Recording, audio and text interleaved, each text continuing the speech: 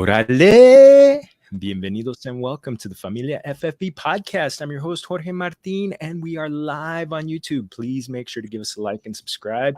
We would really appreciate it. Mucho. And as always, we are a part of Fantasy Points Media Group. We got another member in right in the middle right there, also with us. So y'all, something big's coming up on April 1st, and it's not April Fool's Day. It's the NFL Prospect Guide for Fantasy Points. 200 plus rookie profiles from the NFL films. Greg Cosell, the dude is a baller when it comes to the film study. I listen to him all the time wherever he comes up. We got strengths, weaknesses, NFL transition. We got rookie rankings, 2023 prospects, Devy rankings, mock draft, all for just $25. Make sure you like and make sure you subscribe. And when you go in there, put in the promo code. Go to fantasypoints.com and put in the promo code Familia22, Familia22. So there's so much, and there's going to be a great rookie draft roundtable tomorrow evening on the Fantasy Points YouTube channel. It's got Scott Barrett, Wes Hubert, and Graham Barfield, former show guest, and coming back soon. So otra vez, check it out. And Familia, I got to introduce our guest tonight. It's I wanted to talk Dynasty, and I wanted to get these two guys on, and just these buen amigos. They're both a little bit more versed in the Dynasty side than me, and so we're gonna start. Let's go to the Midwest, the middle. So it figures that he's in the middle. He's Nick Skrip, and he's the host of the Play to Win Fantasy Podcast at PTW Fantasy on Twitter for short. He's a live stream analyst for Fantasy Points and contributes to Bear Goggles on. Now, Familia, he is from Illinois, and word is that bad Leroy Brown says this is actually the baddest man in the whole downtown when he goes to the south side. So again, he's another member of the Fantasy Points Media Group, and he just partnered up with Underdog Fantasy. So and he's a Bears fan, so we'll talk a little bit about that, and maybe we'll talk a little bit about having daughters. But yeah, on the Bears side, he hates cheese. So let's bienvenido del señor Nick Skrip. Bienvenido, Nick. How are you? Very good. Very good. Thank you so much for having me on. I know we've connected in the past. You actually came on a stream of mine with my buddy Kevin, and we just had like an open mic session. This was a while back, and I think that's the first time we got connected face to face. But it's nice to guest on some other podcasts, especially one that is within the Fantasy Points Media Group. So thank you so much for having me on. And as we said, he's a Bears fan, also a Bulls fan. So he's rocking the Bulls fans. So our next guest from the Garden State, from New Jersey, home of Springsteen, The Sopranos, and yet somehow Steven Pintado is a Dolphins fan. We've talked about that a little bit on his show, which is the Fantasy Coaches Podcast at Coaches Fantasy, and where he and other coaches, they get into all sorts of fantasy strategy, from redraft and especially Dynasty lately. So about a year ago, I made the mistake of accepting an invite to one of his Dynasty leagues, and let's just say I'm still rebuilding. So this is good that we're having it on. So bienvenido, Steven Pintado. How are you, my friend? I'm good, Jorge. Thank you for letting me come on the show, man. It's been a dream to come on the show. So we've had you guys on, so it's nice to jump on here and talk some football tonight, man. It's a little late on the East Coast, but it's all good. So I'm excited. Oh, well, I know you're a late morning, you're a night owl, so it's a good thing to do this here. So, mis amigos, before we get into the Dynasty talk, and we got a bit of breaking news that just came through. So, but first off, the past couple of weeks have just been a whirlwind. I've listened to both your shows, and you guys, I could tell just the frenetic pace of the past couple weeks with the blockbusters happening all over the place. Nick, start us off. How have you recovered from all of that breaking news happening almost around the clock? Just in general, right? Throughout the off season. Well, especially the last 2 weeks. Yeah, the last 2 weeks. I mean, obviously paying attention to what my Bears are doing or not doing, but throughout the whole league, it's been fun stuff because I think we've seen the most quarterback change we've seen in a long time. And that just is a domino effect to everything else in an offensive system. So it's been fun for fantasy because so much has happened, and as an analyst or a content creator, you have something to produce nonstop. It's not like you're fishing for different stats or sleepers or hot takes to make. Everything's right in your face, and it's been a really, really fun offseason, to say the least. Oh, Jorge, you're on mute, my friend. Thought it was me for a second. There he is. There you go. You're good. Yeah, said that the host should be not muted. I tell you, Steven, you guys got some great news with you guys being Dolphin fans, getting Tyreek Hill added to Jalen Waddle and to kind of put up or shut up time for Tua Tagovailoa. I kidded you, have your feet touched the ground since then, but how has it been? I mean, just the Tyreek Hill stuff in general, it's a big move that Miami had to make. I did not expect to ever say, oh, Tyreek Hill is going to be Miami Dolphin anytime in my lifetime here. But things happen. But in terms of the offseason, it shows that NFL teams want to win, and they're going to make big moves. And we've seen last year a couple of teams made those big moves, and it worked out for them. So this year or this offseason, we've enjoyed teams saying, we're going all in on these players, or, whatever it may be. And it's been exciting for fantasy. And obviously the madness clearly, as of even today, has not stopped. So, yeah. And Nick, Los Bears, there's so much. I mean, you hinted at it a little bit, the lack of movement, but obviously there's a big change in the coaching staff. And how is the optimism for Justin Fields still, even a year later now, going into that year 2? So Bears fans, I kind of get a vibe that we're, a bit frustrated because I feel like we've expected, these huge moves to happen where we have like Juju Smith-Schuster and some other like big time wide receivers signed to the Bears. And that really hasn't been the case. But in my opinion, in the offseason, we needed to focus in on an offensive line and then receivers, more guys for him to throw to. And we've signed a few offensive linemen, Lucas Patrick from the Packers. I think that's a good one that we brought in. We brought in some other guys, Nicholas Morrow, another linebacker to pair up with Roquan Smith. That's a good signing. He's super athletic. Byron Pringle from the Chiefs, the St. Brown. That's not the good St. Brown. We brought 2 of those guys in. Not super excited, more of depth pieces. But I personally, especially for fantasy, still optimistic about Fields. I think the dual threat ability is really evident. Just spitting out some things in 9 games above 50% of the snaps this past season. 4 of them were top 10 finishes for the quarterback position. So there's good fantasy stuff for him, but he needs guys to throw to. So I'm hoping, since we didn't sign anybody big time in free agency, that in the draft with these 2 second-round picks, we bring in a good receiver. That's what really needs to happen, because Darnell Mooney, stud, right? Cole Kmet, I think, will continue to progress. We need somebody else, and it can't just be Mooney and Pringle. It doesn't make a lot of sense in that aspect. Well, this draft is so deep. I mean, the second round, they're still going to, even the third round, some studs are going to be out there. In fact, last year, Amon-Ra St. Brown came in on the 4th round. So, got to feel good. Have you been hearing the stuff that you'd like to hear from the coaching staff? The things that I've heard originally is that they want to build an offense around Justin Fields, which is very different than what Matt Nagy did this past season. We can't blame everything on Matt Nagy, because I feel like that's a scapegoat. No offense to the Jaguars, they did the same thing with Trevor Lawrence and Urban Meyer. You can only point the finger so much at the coach, but when Justin Fields' playbook and Andy Dalton's playbook were exactly the same, something was wrong, right? So, Lamar Jackson's system is built around Lamar Jackson.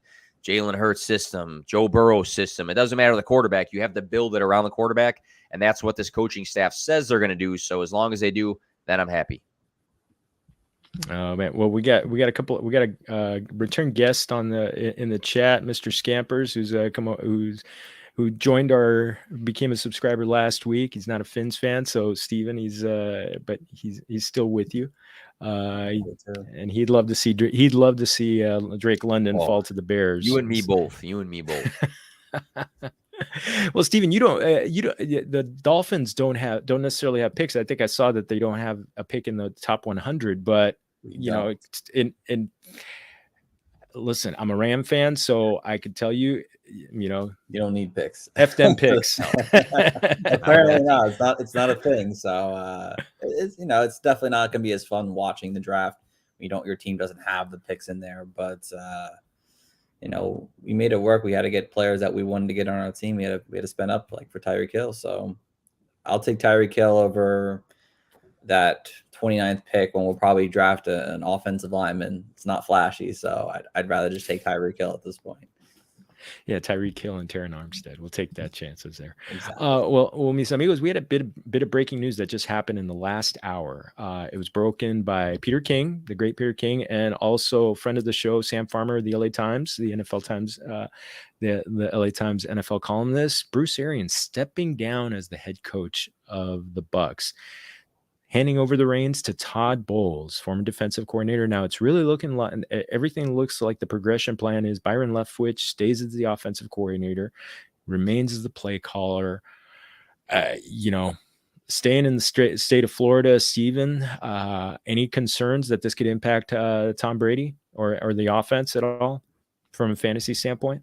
I wouldn't say like a lot. I mean, he's still with the team there. I mean, obviously he's not going to be involved in the day-to-day coaching plans and the schemes as much anymore, but his influence obviously spreads to that entire organization right now. Brian Leftwich is still going to be the OC, and, he was calling plays at times and being very involved in this offensive make. So I don't expect too much change. Maybe they don't throw the ball as much. I know Bruce Arians would love to throw the ball deep.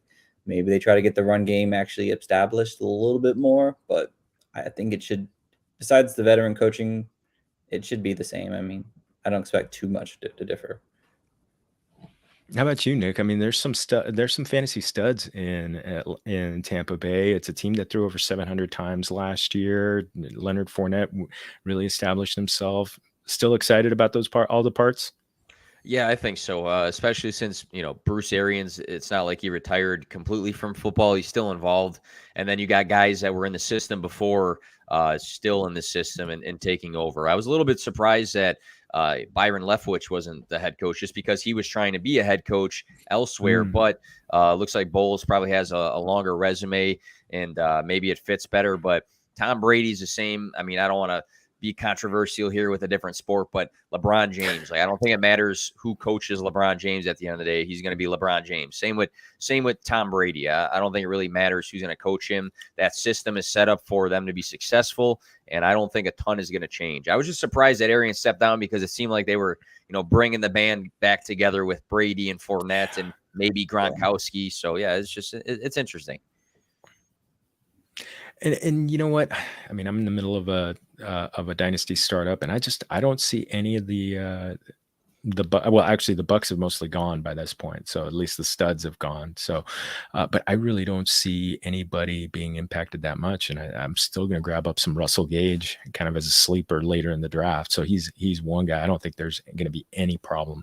And actually Leonard Fournette I think is ranked too low right now. By the time we hit redraft season, I think he's gonna be jumping probably in the top 10 running backs. My goodness. Well, mis amigos, dynasty time.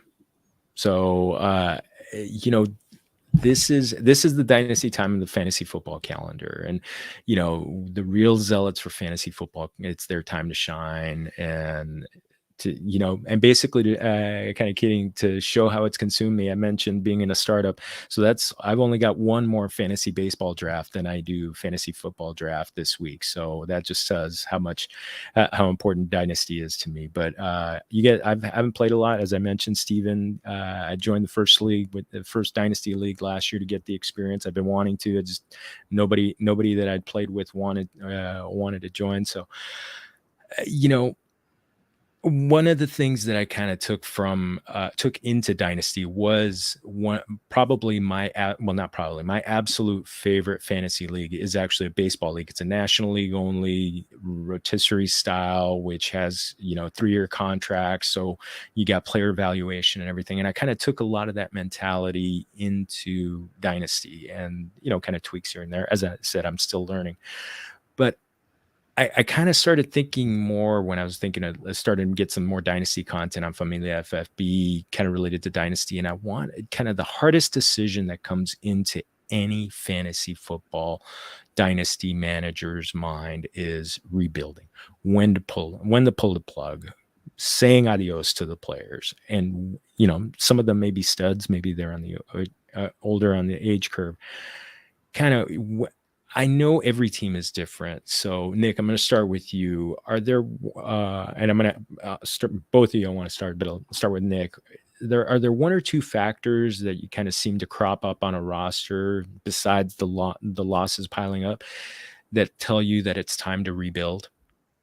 You know, I think the minute you just look at your team and you look across the league and say, you know what, I just don't feel competitive, I think that is a big sign that, you know, maybe things need to be shifted around for you to be that, because a lot of us go into the fantasy season year to year and we look at our squad and everybody loves their team, right? Everybody's optimistic. We're going to go 15-0 by the time we hit the playoffs. But if you're looking at your team and you're just at that point where you got a mix of old guys, you got some young guys, but you just don't feel like you're going to be competitive, then it might be a sign like, hey, I got to start shifting things around, especially if you do have some aging veterans that might be on the decline. You know, you invested in, 4 years ago, you got your Julio Jones and some other guys that are kind of aging out right now.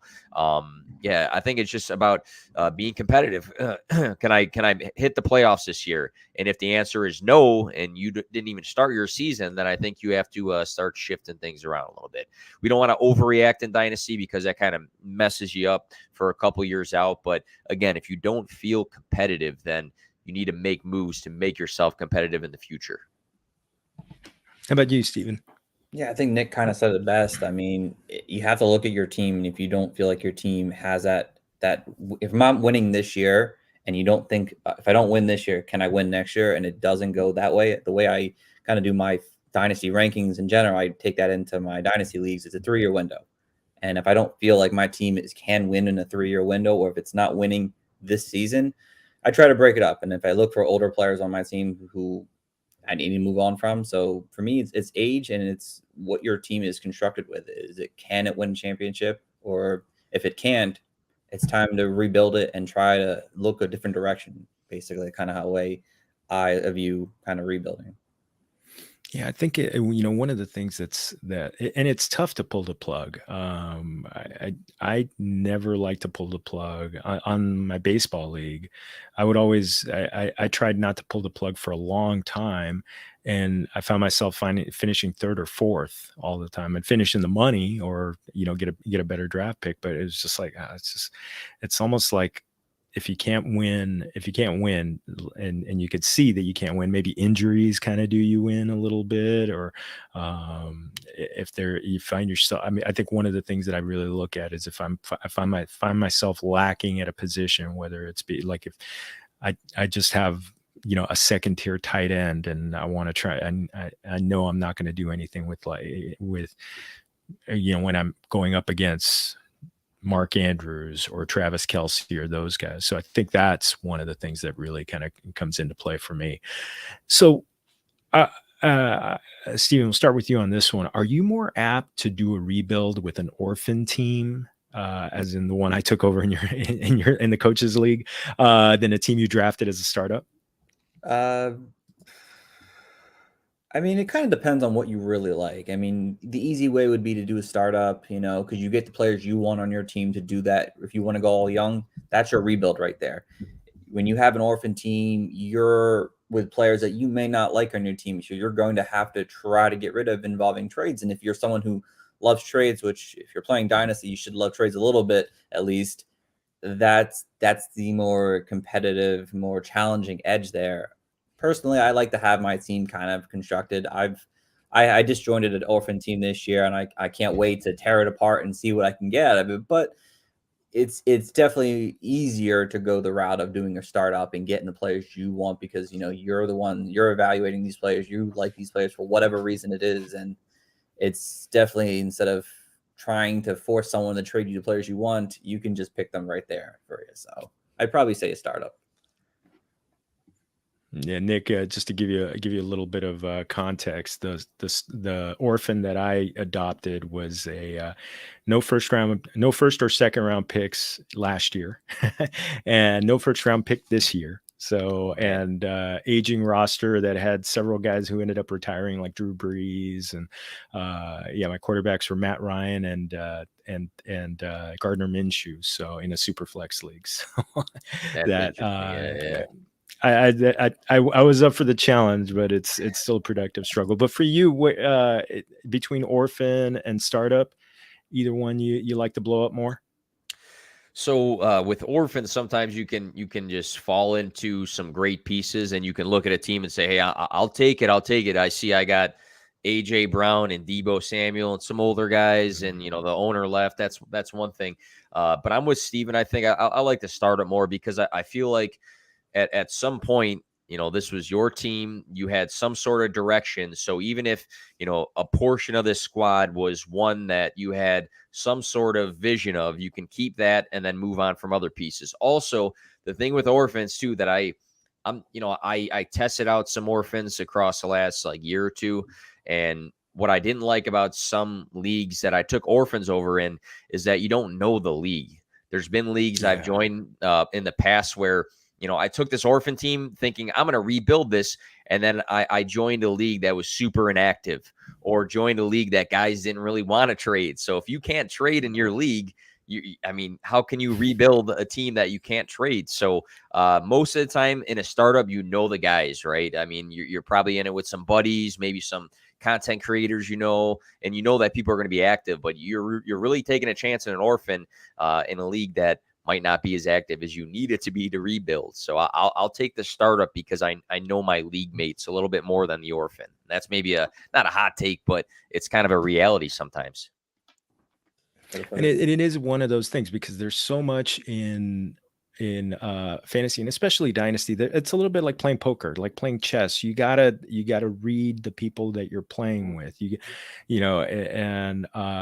That's the one thing that's tough, is kind of learning who people's favorite teams are, so you could kind of exploit them in trades. So I think that's one thing. And Steven, in your league, I mean, thank you for giving me the scouting reports on certain owners, so that kind of helped a little bit. So oh, by the way, let's see, there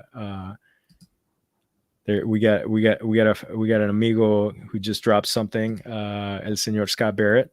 So muchas gracias. Shane Barrett, sorry. Shane, ¿cómo estás? Oh, yeah, that's my buddy Shane. Look at that. Yeah, so he's at the gym. So he's actually dropping it from. So tribute. He's working out for on your behalf, Nick. P2W. I know you already got yours in. We post some stuff sometimes, just some workout and inspirational stuff in the fantasy community. It was a big thing last year, Fantasy Fit Club, and then literally everybody just stopped, but I didn't stop. So Shane's in it, a couple other guys are in it. We're still rolling. Oh, nice. Man, well, I quietly did it, so I've kept my there you go. 30 minutes of cardio, and then a few days a week throw in either some bands or some free weights, so just to kind of keep it going. So nice, love it. Nice. So when you're looking at a rebuild, and let's call it's a super flex rebuild, is there a position that you prioritize targeting? And I mean, Nick, could it be quarterback? Could it be wide receiver, tight end? Is there one you're looking for first? So this question is interesting because the way I approach it's probably different than the way Steven approaches it or you approach it, and that's just the beauty of Dynasty, right? But I would say running backs and quarterbacks, and the reason being for that is because they are the thinnest of the positions. You only have so many starting quarterbacks in the league. If it's a super flex, so you can start two quarterbacks. There's only so many quarterbacks in the league, and there's only so many starting running backs that are fantasy relevant. The wide receiver list is pretty long, and I can see the opposite side of the argument because wide receivers last longer, so you might go that route. But I try to attack the thinner of the position, and then the deeper of the position, which is wide receivers. I feel like I can attack later because there's always going to be those wide receiver sleepers, and there's just so many that can be fantasy relevant. But I can definitely see different sides of this argument. That's actually fascinating, and I like that idea, that mode of thinking. Steven, how about you? Is there a position?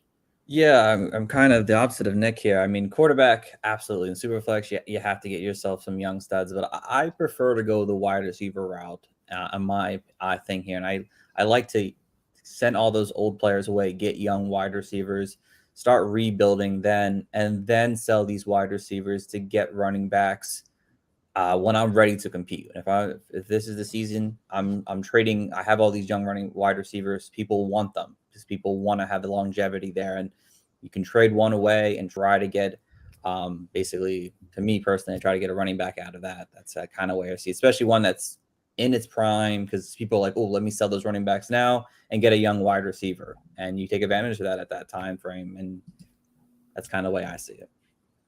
No, I get it. I mean, and it's one of those things. I mean, you're going to have to build a balanced roster in some way, shape, or form. It's just, really, what are you going to be targeting? And I think for me, one of the things that I'm trying to adopt as I get more into the dynasty side is trying to get as many young receivers as possible. If I'm in a rebuild, but if I'm going for it, I'm trying to get studs wherever, even if it's an aging running back, to try and go for it. And I'm trying to see if I could get running backs in the draft. So I know that, but again, that's kind of a crapshoot, even if it's after the NFL draft itself, so who's kind of where. So in that mode of thinking, Nick, are you trying to get it through picks, or just trying to get the young guys as much as possible? When rebuilding picks or young guys, yeah. I mean, I feel like you can do a mix of both, but I feel like a lot of people get enamored with the picks all the time, but you can really, really miss with picks. So I was looking at some of my personal home league drafts, and the 2 years ago or whenever CEH was drafted, CEH was being drafted above Jonathan Taylor, above DeAndre Swift, right? I mean, we saw it in most of our leagues. That was happening. Henry Ruggs was being drafted, same with Rieger, above Michael Pittman Jr. Terrace Marshall this past season was getting drafted above Elijah Moore. And these are draft day mistakes. So, I feel like you can have a mix of it, but so many people think that a rebuild means I get as many picks as possible, but you can miss on those picks. So I would say have a mixture of things. Get some picks, but also get the guys that you know who those guys are. You've seen them play last season. You know their opportunity, because, again, you can stack up as many picks as you want, but you can also miss on all those picks. So I like to have some sort of mixture of both, because a lot of people fade what we know and go for that mystery box all the time. How about you, Steven? Are you compiling picks, or are you picks or talent? It really depends on the draft class. I don't want to have to go that direction, but it really depends on what draft class is coming out. If I need running backs, it's not going to be in this, obviously, draft class. Me personally, after the 101, it gets kind of a little foggy when it comes to running backs. I hate when I first started playing Dynasty in depth, the Keyshawn Vaughn year, where I went for, opportunity possibly, that doesn't always work out. Unfortunately, you're right there. So sometimes knowing that these young running backs are in a legit situation, or any player, honestly, sometimes that is where I would rather go than take the unknown of, maybe he's the next Jonathan Taylor, but maybe he's the next CEH. That's kind of the way I see it. So we get a question in the chat from Shane. In one QB in Superflex, I think you have to have a top 12 Dynasty QB. What do you guys think? Steven, you want to take this one first? Yeah, sure. In a one QB league, it'd be nice to have it. I don't necessarily need it, but in the Superflex, I'd have to have at least one top 12 quarterback. I did it again. Similar situation when I first started playing Dynasty. I just avoided the quarterback situation. I was like, I'll figure it out. Like, they put up enough fantasy points, and having, I think, Phillip Rivers and Jared Goff a couple years ago, I mean, they weren't getting me very far with my stud skill player talent. So I always try to get at least one now. And usually nowadays I'm going for Josh Allen and, Justin Herbert and Joe Burrow, and having at least one of those top tier guys. And then if someone falls, I go that direction. But at least in Superflex, I'd have to have at least one top 12 Dynasty quarterback. How about you, Nick? Yeah, I agree with that. I've seen so my buddy Kevin, he wrote a big article about anchor running back. It's about having one really strong running back and then pairing them later. Same thing with the quarterback position. You can have that one really strong piece, and then maybe your second piece isn't a dud, but it's not two top 15 guys. I feel like if you have that anchor quarterback, and especially in super flex leagues, it goes a long way because it lets you fill out the rest of your team. So I'd say at least one guy that you have that top 12 upside with, and then for your second one in super flexes or your bench piece in a one quarterback league, again you have your anchor, so you have a little bit more safety in your dynasty league. And we got a comment from the champ from Mr. Scampers, agreeing with you, Nick. So Trevor Lawrence, he was drafted way ahead of Davis Mills last year. I think I got Mills in like the 3rd round, and so pretty happy with him. But when it comes to Superflex League, do you guys feel the need to solidify that the 2 QBs in some way, shape, or form as soon as possible? Or if you just have one, or you want to maybe improve on the second one? Nick, what do you think of that one? Probably around the same thing with the anchor quarterback strategy. You can go about that route, or just identify what kind of upside you're looking for in your quarterback, because I looked at a bunch of data before, and I categorized passing and rushing upside for quarterbacks. And rushing upside were guys that can hit 50 rushing yards or a rushing touchdown. Passing upside were guys that can hit 300 plus passing yards or 3+ passing touchdowns. So I would say, even if they're not maybe the top 12, top 10 guys, quarterbacks that can hit one of those upside categories are guys I'm going to target at the end of the day. Guys like, I'm not going to knock these guys, but guys like Baker Mayfield and Mac Jones this past season, they don't really have that rushing upside. They don't have the big passing upside. So I would kind of shy away from those guys. But again, look for the upside with one of the categories, or again, with that anchor, get your stud and then pair him later on with some other guys that can help your fantasy team.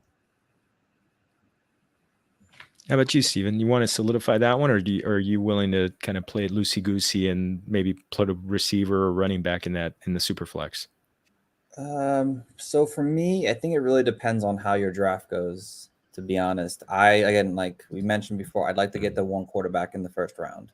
If somehow a quarterback that I really like falls to me earlier than I'd like to take another one, I will. I'm in a draft right now, and I think in the first 8 rounds, I took 3 quarterbacks. I have Deshaun Watson, I have Derek Carr, and Ryan Tannehill. Ryan Tannehill was sitting there in round 8, and I said, you know what? I mean, obviously it has to do with Watson slightly, but having that 3rd quarterback, I was like, you know what? Let me just get a 3rd quarterback.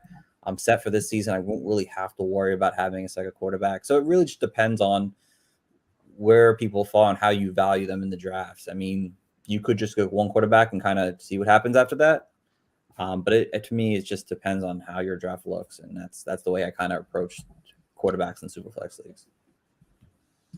Yeah, I kind of one of the things I do want to get, solidify a second quarterback, because it just feels like it's a competitive disadvantage unless you have someone like a Jamar Chase or Justin Jefferson in that superflex position, and it's like you got to be really loaded at other positions, and that's just not going to happen. So just because there's so many points coming from the quarterback. But speaking of position that has a lot of points, the running back position, and Nick, you kind of touched on this a little bit. Getting as much talent as you can, and there is that great attrition rate at the running back position. And are you in a rebuild, are you trying to trade away as many running back assets that may not be in like their first couple of years, maybe guys who are hitting that 25 or 26 or 27-year-old age years? So if I'm completely rebuilding, so I know I'm not competing this next season, guys like Christian McCaffrey, Dalvin Cook, Derrick Henry, Alvin Kamara, I would try to trade those guys away because they are starting to get to that point where, they'll probably go backwards maybe in a year or two before they go forwards. If I'm anywhere near competitive, though, I'm fine maybe hanging out of those guys if they're within my 1 or 2 year window. But again, it just kind of depends on the state of your team. If you're in a rebuild where you're blowing it up, then you're getting rid of those guys. If you're in a rebuild where you're shifting pieces around to maybe make the playoffs, and maybe you do hang on to a guy like Joe Mixon or Austin Eckler that are still like approaching that age. So I guess it just depends on how much you are rebuilding and how much you are blowing things up. But I feel like we often we focus too much often on, this guy is going to hit this age at this position and now he's dead, which in reality, like, I think it's becoming more like a talking point in an echo chamber than actually like prioritizing, hey, how do I get competitive? How do I compete? So it's a weird mix. It's hard to be clear cut about that one. I know, because that's one of those things. It's like because if that were the case, everybody's trading with Derrick Henry, and no one's trading me Derrick Henry right now. So,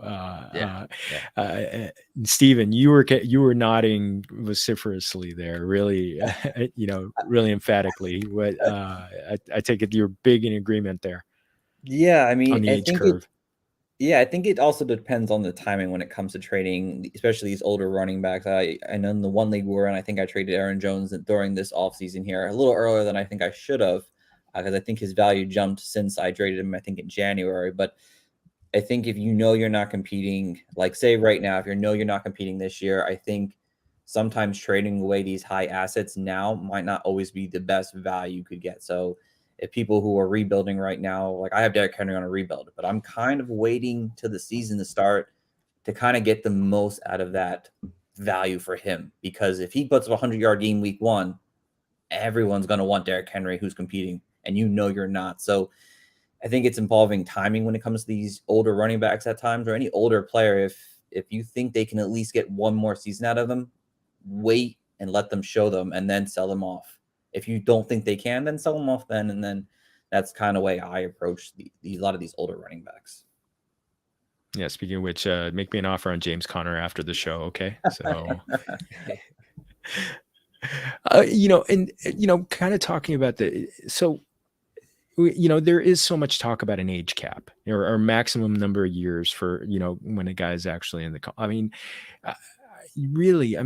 it's really important to look at them on a case by case basis. I mean, I know for me, I'm looking at, has this guy really been used and abused for a lot? I mean, like right now, I think Derrick Henry is older than Ezekiel Elliott, but I feel like Derrick Henry has has fewer miles on him than Ezekiel Elliott because of those first couple of years that he was kind of, sharing the load in there. It is one of those things. I mean, but you guys don't have any kind of hard cap on age for the running back position, right? I mean, start. Steven, you want to take that one first? I mean, I really try till after 26 is when I start kind of looking at my team and say, is this player going to have another big season?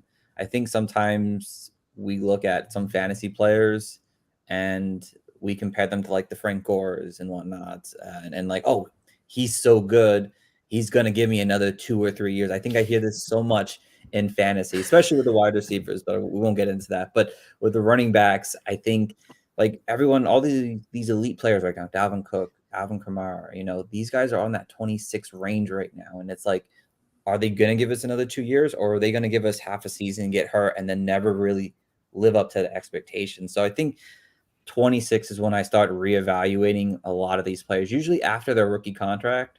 And that's when I kind of say, all right, how many more years does this guy really have? And how many years do we think I can get out of him? And if I can't get 3 years out of him, I likely will just trade him and try to get the most of my value before it runs out. Yeah, speaking of that second contract, Nick, I mean, there's guys like Nick Chubb, your namesake, Dalvin Cook. I mean, you were talking about you mentioned those guys before. It's really, I mean,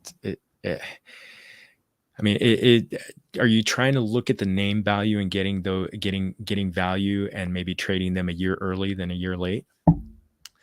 I think it depends on the window you are in to be competitive. So if you're going to be competitive in 2 years, can you hang on to Nick Chubb to when he's 28 and then either use him or trade him away. It just kind of depends on where you are at in your league and when you're going to be competitive. And, namesake goes a while because Steven mentioned 26, Nick Chubb's 26, Dalvin Cook is 26, and Kareem Hunt is 26, but they all might have different price points in Dynasty right now. So, again, I guess it just depends on where your competitive window is. So if your competitive window is 3 years from now, and those guys are going to be almost 30 years old, then right now is probably the time to move on, because at that point their production, their efficiency might be down, and what else is going to be down is what they cost. But if your competitive window is next season, then if you're not getting what you want out of a deal for Dalvin Cook, then maybe it's just hanging on to Dalvin Cook another year and just dealing with the fact that you're probably going to lose out on what you can sell him for later. And it just is what it is. But maybe it wins you a title in, year 2 of your rebuild. Yeah, that's the thing. It's kind of like knowing, again, it's that poker, knowing when to hold them, when to fold them. So going there. Yeah, Shane's got an interesting question. What do you guys think of this one? He's got a trade for you. Leaning rebuild, sent away Dalvin Cook and Desmond Ridder for Sam Howell, CEH Juju in the 111, 511 in a Devy league. Nick, what do you think on that one? Man, did you do okay? I got to take out my my trade calculator and do some other mental. Dalvin Cook, Desmond Ridder for Sam Howell, CEH, and Juju in the 111. This is tough because the issue with like this trade right now is you have no idea what's going to happen with Desmond Ridder and Sam Howell. And I guess if you take those two pieces out, Dalvin Cook for CEH Juju, the 111, I don't know. I mean, I feel like if I'm rebuilding, Steve, what do you think? So take the two quarterbacks out. So would you take, for Dalvin Cook, you have Dalvin Cook, would you take CEH Juju in the 111? I'll leave the 511 out because nobody cares about that. Yeah. I mean, with the current situation right now, I'm still off on CEH. I wanted to believe in him. And I know everyone's like, oh, he's going to get the passing work now. But I honestly don't know if that's even still true, to be honest, at this moment. Unfortunately, Shannon, I'd probably want to look for something else for Dalvin Cook. I know you made the trade already, but I'd probably want to look elsewhere, honestly. Juju's still 25. I mean, yeah, it's great, but yeah, I might. Now, does that help? Jackson Dart being the lost me on who that is. No, it doesn't. No, I don't know. I don't know. But it's Devy. The trade's done. The trade's done already, right? Yeah. I like Sam Howell, so yeah, I don't shift one way. I don't know. It's hard to critique this trade because it's done already. I mean, if it was me, maybe I would have said to the other manager, hey, keep your 511 and instead of CEH, put in this running back that I have more confidence in, or take out Juju and put in this wide receiver that I think I have a little bit more confidence in. I feel like that might be the approach to a trade like that, where me and Steven are kind of on the fence about it. Maybe you just take out one piece and that last pick that means nothing, and then enter something else that you're more confident in. So I have to give a generic answer. That's just kind of like the way my brain works with that sort of stuff. Yeah, I got you a Dalvin Cook trade. I traded for Dalvin Cook, and this was back in February before the thing went down. But I traded my first round pick, Clyde Edwards-Helaire, and Russell Gage at the time.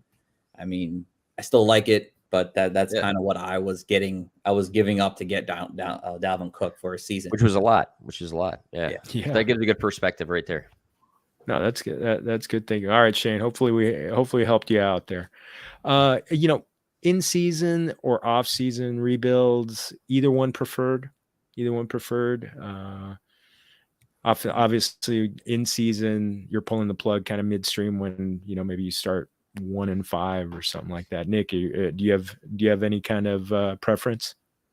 So I hammer this all the time. Timing is key in Dynasty. So my off-season trades, I'm going to try to identify people that I am higher on than maybe the consensus, that I feel like the price now is different than it will be during the season. So guys that I am more optimistic on, I'll try to target those guys in the off-season.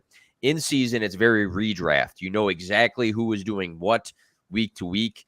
You know who in your league is a contender. So maybe, if you are hanging on to a Dalvin Cook and you know that, Steven's in first place in the league, and I know at, that the midpoint of the season, I'm in last place, he's going to pay, I'm going to censor myself, a lot for Dalvin Cook. I mean, timing is key, right? So, I like to make moves in both, but I feel like, if you are higher on some guys and you see the brighter future and the dynasty price to go up later, you do that in the off season, and then in season, it's more of a redraft mentality. So it's a little bit of mix of both for me. How about you, Steven?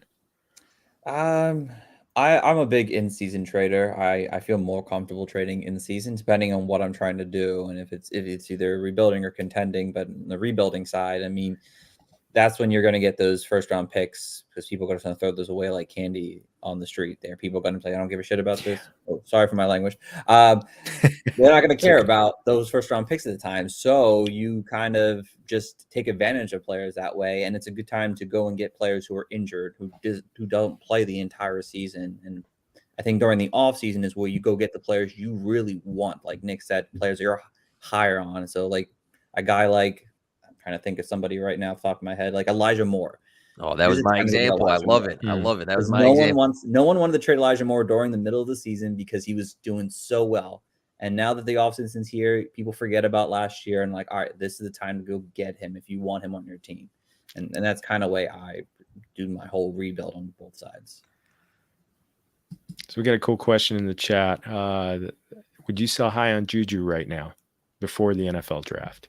Steven, what do you think? I would, considering that Tyreek Hill leaving may have changed his value. I 100% would get the most value out of it now, because if they do sign someone, it's just going to lower his value down. I don't know. I like Juju. I think he's a good player, but I don't know if he's ever going to see the numbers we saw his sophomore season where he had 1,400 yards. I just don't see that happening with Mahomes. So I would want to sell off at the right price. Now, I'm not just saying sell to sell. Like, if someone's offering you a great value for him, I'd sell him. If not, you could hang on to him. He's going to provide you probably decent wide receiver 3 numbers, maybe better if he really is that involved. Nick, are you saying getting is what you can? I'm with Steven. I'm not just selling to sell, but if somebody has the mentality that he's going to be the new Tyreek Hill, the new wide receiver 1 on the team with high volume, and he's going to be, a potential top 12 to 15 guy, depends on the return. I recently sold Juju for the 2-1 in a super flex league and Nico Collins. I think I gave like a small piece with that, and I was fine with it because I needed more depth. It's a deep league, so I needed more depth. I got again a 2-1 in a super flex is different than a 2-1 in a 1 quarterback league, and then I have some optimism for Nico Collins to a degree. But again, the big emphasis is exactly what Steven said. Don't just sell to sell. If someone's going to pay for what people are hoping for, then you can get a decent haul. Yes, and yeah, you mentioned Nico Collins. I think he's a guy whose value could really rise if Brandon Cooks does in fact get traded, even during the season. I think it very much. Now, during the season, I mean, you've got everybody's got aging players, and how hard is it to stay kind of patient with an aging player like a Julio Jones or an AJ Green, guys who are right now, they're, the greatness, the name recognition is gonna help, but right now they don't have teams. I think we all expect them to sign with somebody, but waiting for them to do something and then pouncing and selling them at that point. Nick, are you just waiting and just trying to? Is it hard to stay patient for those guys? They're just like chilling on your bench at this point, because I feel like if you go to your league's group chat and say, "Hey, Julio Jones is on the block right now. What are you going to get?" Somebody's going to send you, a 4th round pick. And what's better, hanging on to Julio and waiting for that 1 week, like I think it was like week 2 where he had that huge receiving game and then you can sell? Or do I take the 4th round pick for a guy I'm going to draft and probably drop to my waiver wire? So it's just a matter of letting them chill on your bench. If they do have that big week, like we've seen these veterans do, then maybe you try to get something worth your while. But if you are selling these guys for things that you are going to drop later, then you might as well just wait it out. How about you, Steven? Yeah, I'm kind of with Nick on that, honestly. I think it really just depends on the value you're getting back for these players. Like, I think I actually did drop AJ Green in one of my leagues because I really don't think he's going to see another opportunity where he's going to see top 36 value. Julio, it's probably unlikely, but his name is, I feel like, so much fresher in a lot of people's minds that I would want to hold on to him more than a guy like AJ Green because of the opportunity he might have. I mean, it was big news that at one for like a whole, I think 3 hours before some other big news dropped that Julio got released. Yeah. Unfortunately, something else I think came up and completely just took Julio out of the equation. But seeing a player like Julio get released, it makes news to fantasy people, and people notice that. So it really just depends on what you're going to get back and how you value that player. If he could still produce on a football team. I mean, right now it's a waiting game. So I mean, but if you're going to get a 4th round pick like Nick said, I'm just going to hold on to him, and then if you don't get anything, you toss him away, just like the 4th round pick. Say adios. Yeah, just say adios. You know. Hey, we got another interesting question, kind of feeding off the Juju, MVS, and Hardman. I mean, I think we're looking to trade those guys. If I can trade them as quickly as possible. Get what you can before they draft Chris Olave or some of those guys. MVS and Hardman, I don't feel like they're very good. Hardman, I think is a lot better than MVS, and I don't think Hardman's that good. So I personally would be selling those guys if I can get anything again worth your while to sell those guys, because again, like we mentioned with like a Julio Jones, if MVS catches one of his 3 targets and he gets 100 receiving yards or something like that, then his price might have something decent later. But Juju is very, very different than those other 2 guys, but I would not be super interested in holding one of those guys personally. Yeah, agreed.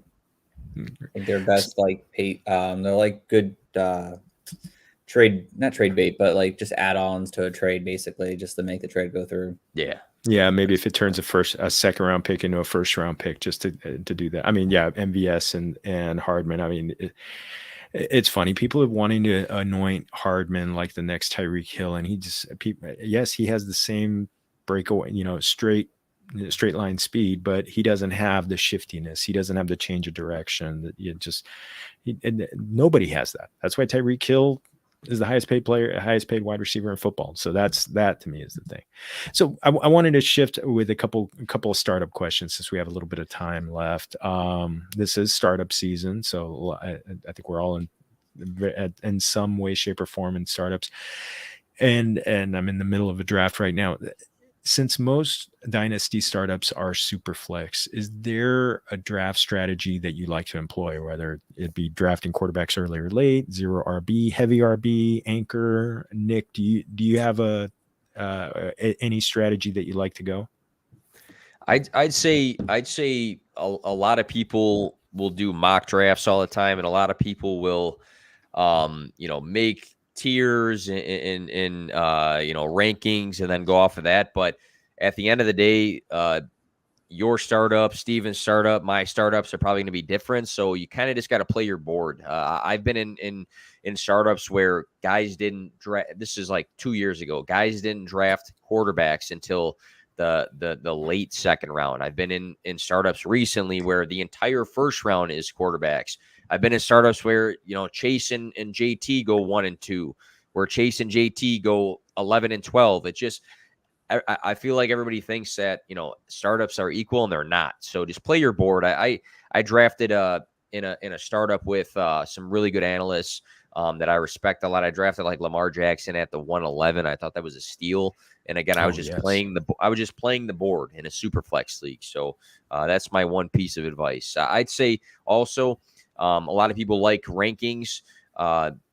Do look at rankings with tiers, because then that, I want one of these 4 guys, and if all 4 guys get drafted, then you got to shift elsewhere. Or if, 2 of the guys get drafted or only one of them, then you have a strategy to pivot off of things. So that's just some rambling I have for that.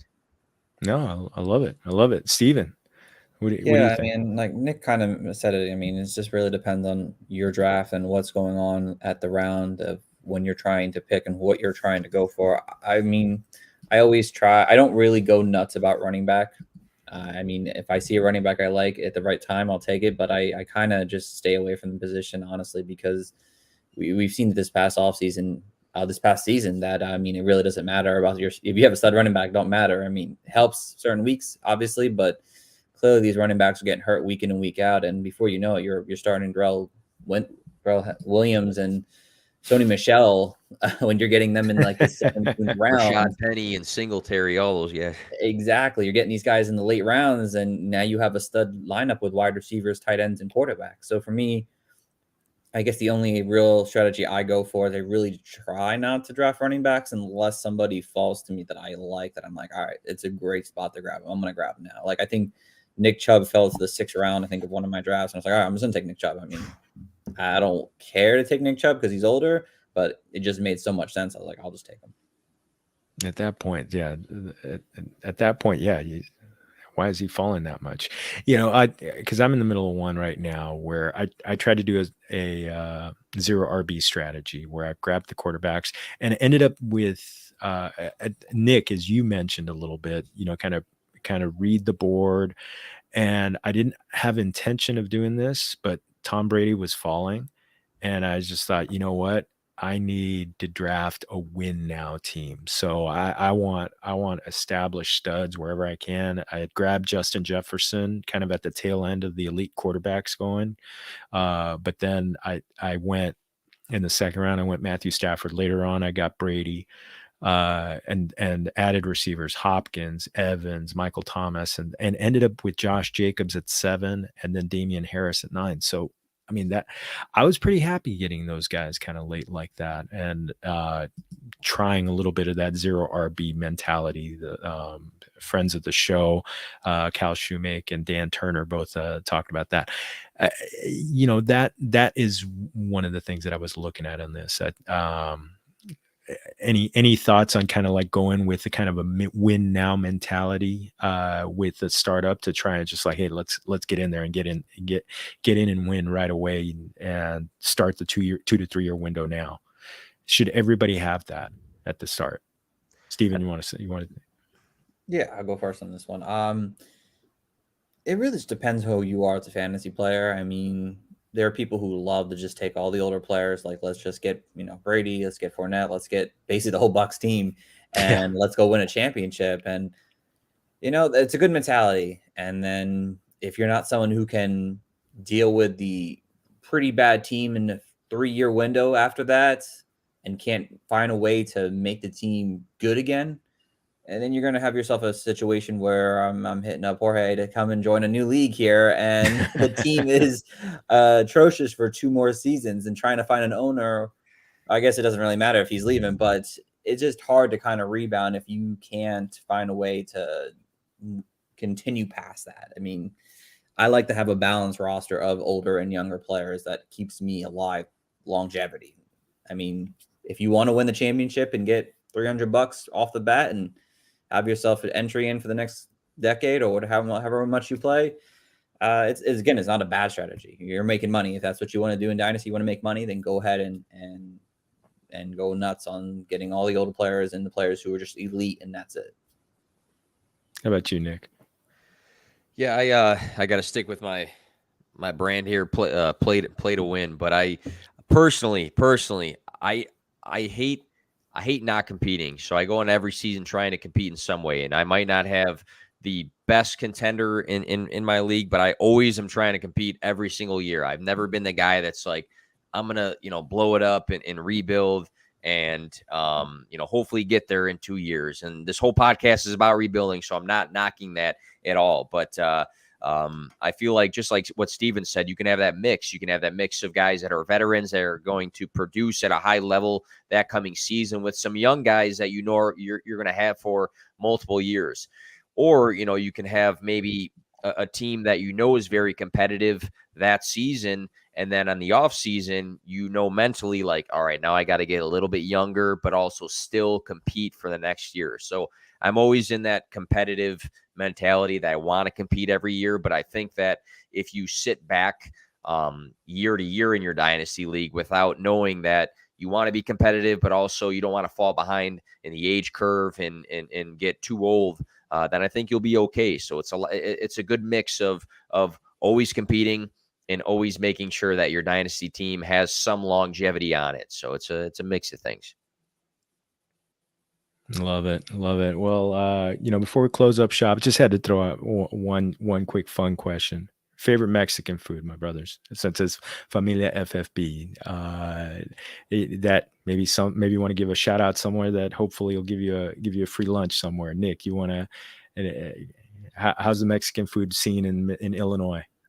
It's good. It's good. You'll have your random taco trucks in places that we'll have some good food. At a flea market, they'll randomly have like elotes somewhere that are like really, really quality. Yes. But I have a place that's like 5 to 7 minutes away, and it seems like it's pretty authentic stuff. But I'm a big just standard tacos burrito guy. I like the meat with some potatoes in there sometimes. I feel like that's pretty good. But yeah, pretty simple stuff for me.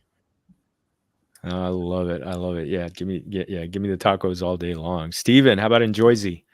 I have to say the tacos, to be honest. Honestly, I'm part Spanish myself in a general sense. So I do like Spanish food to some extent, but tacos in a general sense, I love tacos.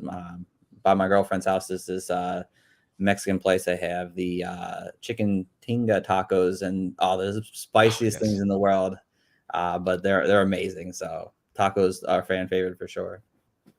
Yeah, tacos are like pizza. It's like you just can't have a bad one. Even a subpar, a C+ taco, you're still eating tacos. So love it.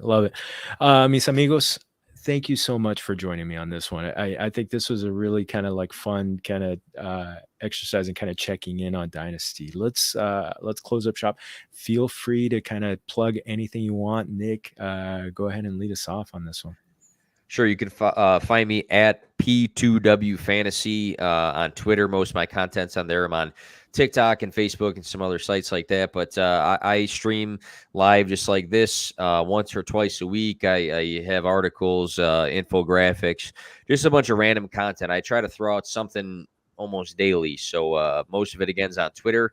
But, again, appreciate you having me on. I host all the time, so it's nice to sit back and guest and not worry about the show sheet or organizing anything. And I appreciate you having me on here. Oh, that's awesome. Yeah, it's always fun. And again, thank you for having me on. And I'll always do that. Steven, let's close it out. Yeah, no, Jorge, thanks for having me on. This was great. If you guys want to ever follow me and my stuff, I'm over at the Fantasy Coaches, our Twitter handle, the Coaches Fantasy. We actually just opened up these new Twitter communities. So if you want to join up, and it's a lot of cool, fun place to have people just talk about trades and stuff. It's basically the same as Twitter, but it's secluded, so it could be fun in that nature. But we podcast every Mondays and Thursdays most of the time. So if you ever want to check us out, please do so. And Jorge, again, thank you so much for letting me jump on.